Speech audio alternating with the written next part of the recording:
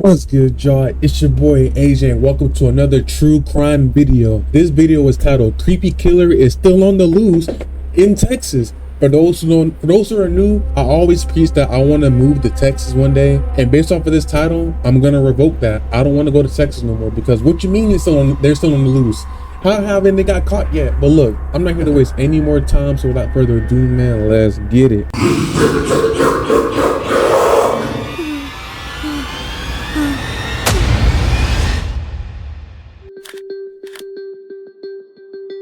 Why are they still on the loose? That's the real question. Town has a dark side. A community will gather tonight to remember a mother killed 8 years ago in Midlothian, southwest of Dallas. This April. So that case happened 8 years ago and they're still on the loose? Yeah, Texas is dead to me, man. I'll still go, but I'm not moving there. Will mark 8 years since the murder of Missy Beavers. The wife and mother of 3 was killed in a Midlothian church. Mother and fitness trainer Terry Missy Beavers was murdered inside a Midlothian church.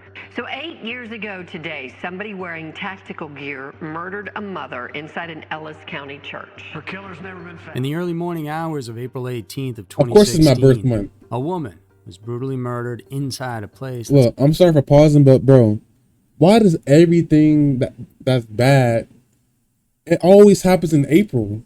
Why? Why do I have to be born in the month to where everything crazy happens, bro? I don't understand that. Supposed to be safe. A church. Missy Bevers, a mother, wife, and beloved fitness instructor, was attacked by somebody who left the murder weapon behind, was caught on camera, and whose car was potentially seen nearby the crime scene driving erratically. And yet, despite all this evidence, the killer has never been identified. And as a result, almost 9 years later, this case remains unsolved. Dude, 9 years? Hey guys, it's Andrew, and thanks for tuning in to this episode of Everytown, where today we're headed just outside of Dallas to dig into the strange and tragic case surrounding Missy. And we'll cover all the clues and go through the evidence, and maybe together we can help shed some light on this enduring mystery.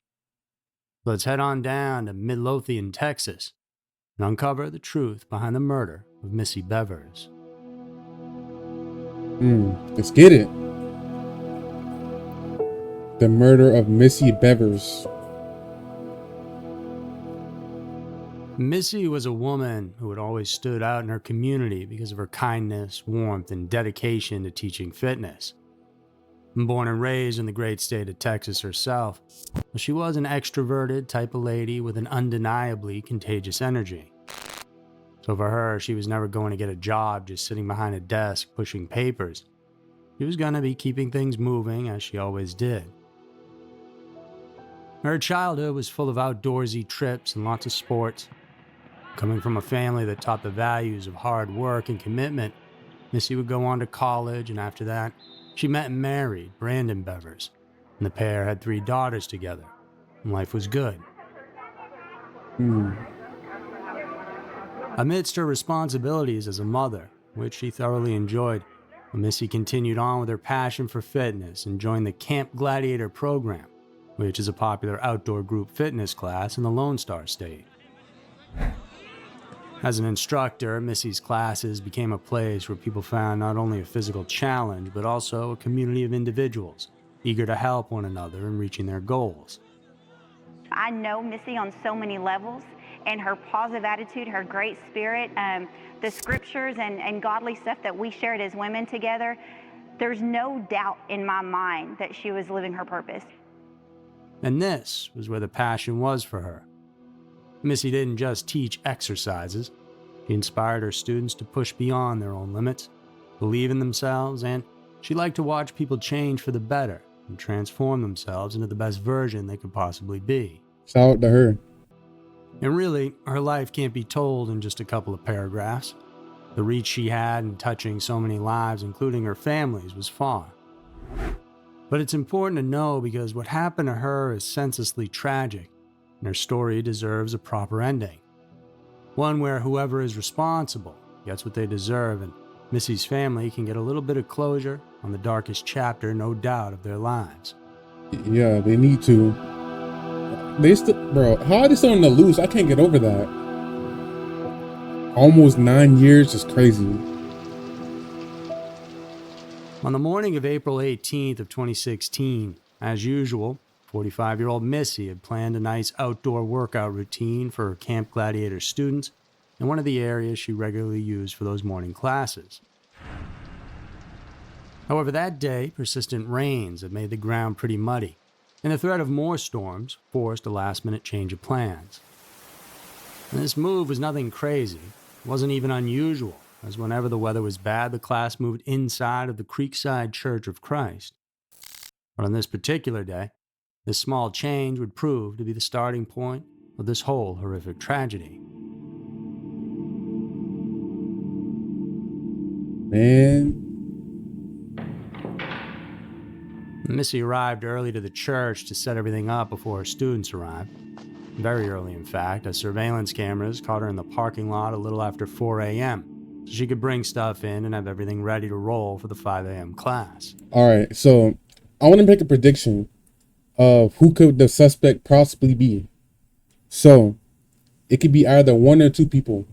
It could be one of her students, or two, somebody who likes her but she had rejected them. That's either or. Let's see if we're right. Well, I wouldn't even know because they still haven't got caught yet, but that's my prediction though. When a small group of them showed up, they entered through the large front doors and the place was eerily still. And that energy that Missy gave off had been snuffed out in a horrifying display. And there on the floor, she was dead, lying in a pool of blood with multiple puncture wounds all across her body. Dang, man. Around her some tools, a hammer, presumably the items used in the killing. And quickly, someone tried to help her, but they soon realized it was too late. And the scene was bewildering, terrifying, and completely out of place in that space, and in a town like Midlothian. When the police got to work, obviously they were looking at a homicide, but who did it and why? I mean, was this a random act with Missy being in the wrong place at the wrong time, or was she perhaps targeted? It was targeted. I already gave my reasons. The police felt like there was a good possibility that this was in fact a chance encounter, that the perpetrator was likely there to steal stuff from the church, thinking that in the early morning hours no one would be there. And then, when they came upon Missy in that hallway, they were startled and just killed her before fleeing. The thing about that angle, though, is that nothing of value was missing. On top of that, Missy's own cell phone, iPad, and wallet were left right there in the open. And could someone have planned on robbing, freaked out when they saw Missy, killed her, and then forgot to rob stuff? It's possible, I don't think so. That doesn't really sound likely. And luckily for the detectives, the church was equipped with a surveillance camera system, while the ones outside were not functioning at that time.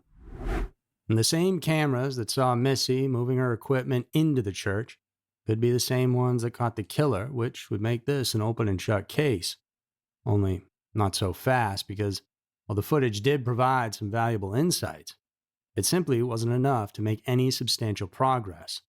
And here's why. There was surveillance video from that morning, now grimly familiar to many. A mysterious person in tactical gear with a... In going through the tapes, which were captured around 4:15 a.m., the video shows an unknown individual dressed head to toe in police tactical gear. Whoa, wait. The whole time I thought that was a police like an actual police officer. It's a sucker dressed as a police officer, bro.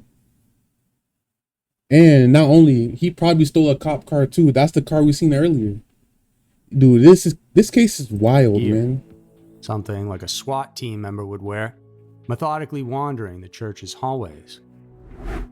And this suspect, clad in a black helmet, army camo pants, gloves, and a police-marked vest, can be seen smashing glass in various spots and attempting to open doors. And they have their hammer on them and other tools, and so the idea that this was a crime of opportunity didn't fit the mold. This person got ready and had definitely planned. The question was, though, was this a robbery they wanted to pull off, or was Missy actually the intended target? She was. While He this probably got unknown rejected. individual is making their way through the halls, Missy, meanwhile, is grabbing her gear out of the truck, unaware that she was about to come face to face with her killer. At 4:18 a.m., that's the last time anyone sees her on camera, walking back inside. Despite extensive analysis from lots of experts in the field who scrutinized the tapes, the suspect's identity still remains a total mystery. And so much so, in fact, that they don't even officially know if this person is male or female. I'm pretty sure it's a male. The individual's distinct walking gait, which appears somewhat feminine and impaired, has been pored over, including by forensic podiatrist Dr. Michael Nierenberg. And police wondered if this person were injured or had something wrong with one of their legs. However, it was Dr. Nierenberg who concluded that the strange walking was likely caused by the heavy gear that they were not used to wearing. And the perpetrator actually stumbles a few times because of this. Where'd he get the leaning into outfit walls from? in order to prop themselves up. And still, despite the uneven feet, the killer's behavior appeared meticulous and calculated. They did not seem rushed at all, which suggested it wasn't an impulsive crime, but rather a deliberate act. Someone who knew what Missy was doing and that nobody else was going to show up there for at least another 30 or 40 minutes. Now, this fueled theories that it was a personal attack rather than a robbery. And the choice of tactical clothing and the use of the hammer as a weapon made it clear that the killer was prepared for what they were about to do. On top of that, the force with which the hammer had been used indicated a clear intent to cause harm. So ultimately, it was determined that the killer was breaking glass and smashing locks to make it look as though it were a robbery gone wrong. Oh, you try to set it The sole up? intention of this whole thing was to murder Missy. But who and why would anybody want to do this? They got rejected, that's why.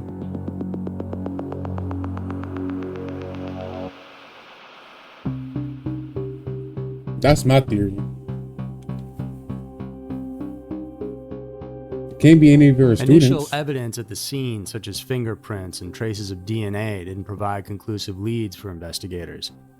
And they even tried to trace the killer's escape routes based on the footage and evidence at the crime scene, but that got them nowhere either. It was time to talk to those who knew her best to see if they could shed any light on who could have possibly been responsible. Interviews with her family and friends confirmed that Missy had no known enemies to speak of. Even though her family life was good by all accounts, well, they had to look into her husband Brandon, of course, to see if maybe things weren't as rosy as they appeared to everybody else. Now, as it turns out, Brandon was far away at the time of the murder, all the way in Mississippi on a fishing trip. However, a few days after the Far for a killing, fishing trip. Brandon's father, Randy, would go on to bring a shirt with blood on it to the dry cleaners. Suspicions were piqued from that, though it didn't last too long. Wait, hold on. Bloody shirt. Dude, he's kind of built like the dude that we seen in the video clip. Bro, he did it, bro. He did it. Bro. For one, Randy himself was out in California when the killing happened. And as for the blood, that came from a dog after he broke up a fight between two of the animals. Dog fight? And DNA testing confirmed the stain did belong to a canine and not a human. Oh, I take that back. The Midlothian community didn't remain idle in all this. I mean, after all, there was a killer in their midst, so they wanted answers just as much as the police and Missy's family did. Despite the lack of progress in the investigation, the residents came together to support the family and seek justice. Vigils and acts of solidarity were organized, where tributes were paid to the victim and support was shown to her 3 daughters who lost their mother in such a brutal manner. And social media then became a key tool for spreading awareness about the case, with many people sharing information and urging anyone with potential leads to please come forward. And looking through Missy's own social media footprint, detectives did find something worth looking into further. And these were messages coming in across LinkedIn from an unknown male in the months leading up to her death. Now, the contents of what exactly those messages said have never been revealed, but they were described as being creepy and strange according to the police. This angle was followed up on, but clearly it was just another dead end. And even though they don't believe this person who wrote those messages killed Missy, the authorities still believe that Missy spoke with her killer in some form or another before she was killed. I think They're so too. adamant that she knew the perpetrator, even if they weren't well acquainted or even friends. That possibly this killer had an obsession or fixation at the very least, and acted out in a violent manner when they realized they couldn't be a part of her life. What did I say at the beginning? What did I say? I either said it was one of her students, which that was dead after a while. But two, somebody who liked her, but she rejected them. I knew it, bro. I knew it was somebody who liked her, but that got rejected because she had a husband and kids. I called it, bro, and I swear I did not watch this video. It's just stuff like this. It gets my brain rolling, and it gets me thinking logically, and then I just put two and two together in my head, and it just all makes sense. Like, you can give me like little details, and I'm able to like piece stuff together. You know what I'm saying? I love this type of videos, though. Midlothian police released 2 new details in the fitness trainer murder investigation. Police are looking for this car seen on the morning Missy Beavers was murdered near the church where the crime was committed. And one final peculiar piece of evidence emerged from a nearby SWFA outdoor store in the early morning hours of that fateful day. The surveillance footage from there showed a 2010 to 2012 Nissan Altima behaving suspiciously in the parking lot at just around 2 a.m. The car circled the lot, flashed its headlights, and parked in a secluded spot before leaving. Under normal circumstances, who would care about this? But given what transpired just a few hours later, that's pretty odd behavior worth looking into. Except once again, police reached a dead end on that front. Despite public appeals, the driver of that vehicle has never come forward, leaving its connection to the case uncertain. If they came forward, look, I'm not rooting for them at all, but like if they came forward, they obviously not gonna do that. They're gonna keep hiding. And so it's now been close to 9 years since Missy was murdered in cold blood in that church in Texas. The reality is that the investigation has made little significant progress. It's hard to believe given all the amount of footage available, but that's where this case remains at the moment. Cold and unsolved. While authorities continue to actively pursue the case, the lack of tangible evidence remains the biggest obstacle. The FBI and other agencies have jumped in, offering their help, but so far, they've not been able to identify the suspect either. In their efforts to solve the crime, authorities have repeatedly emphasized the importance of receiving any information that could lead to the capture of the perpetrator. Dude, the killer probably seen that so many times, seen the sign, and just probably be like, yeah, I did that. They're never going to catch me. Like, offering a substantial this is reward sad, of $150,000 for tips that could help resolve the case. So, if you have any information whatsoever, please reach out to them. This is honestly really sad. All because that dude got rejected. What is perhaps most perplexing about this whole crime is the possibility that maybe the perpetrator had no prior connection to Missy in any way, as the police believe. They don't know that for sure, and if this hypothesis proves true, it would help explain why they can't find any evidence linking Missy to this person. And maybe this was just a deranged individual who entered the church with the intention of committing a robbery or even just vandalism. When Missy showed up in front of them, the fatal confrontation occurred. Police were forced to investigate all individuals who had contact with Missy prior to her death. And this included reviewing her cell phones, emails, and social relationships to determine if there was any conflict or reason that could have motivated the attack. However, When all close circles of Missy, including friends, family, and colleagues, were ruled out as potential suspects, well, this further helped raise the theory that maybe they were looking at the wrong angle, and that this was, in fact, random. I don't think it's random. Brandon, Missy's husband, has spoken publicly where he has discussed the events leading up to Missy's murder, the anguish he felt when he received the news of her death while out of town, and the difficult experience of being considered a suspect at the start of the investigation. They had to take a look at me, and they did, and that got really, really crazy. I mean, insane. Although he has faced intense scrutiny from both the media and authorities, his primary goal has always been to provide any useful information that could help resolve the case. I did get to hug my children and cry with them for a little bit, but there was so much stuff going on around the house, a lot of people. The Bevers family has maintained their dignity, although clearly affected by the tragedy.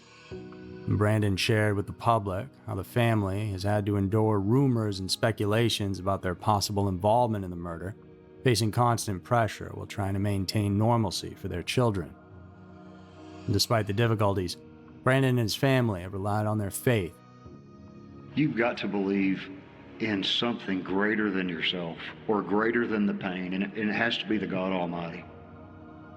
A recurring theme in all of his statements has been Brandon's belief that the murder was a random act, which contrasts with the authorities think, who still suggest it likely was a premeditated crime that was targeted specifically at Missy. And this case has left a deep mark on everybody involved, from the Bevers family to the residents of Midlothian, and now on to you. A reminder that we never know when our time is going to come, and that there are crimes that, for reasons unknown, occur with no real rhyme or reason, and they just happen. Bro, this is... And so that's it for this week's episode of Everytown. Hope you all... I know I keep saying this, but this is truly sad because this is another family who lost a parent. And I don't understand, like, why people just do that.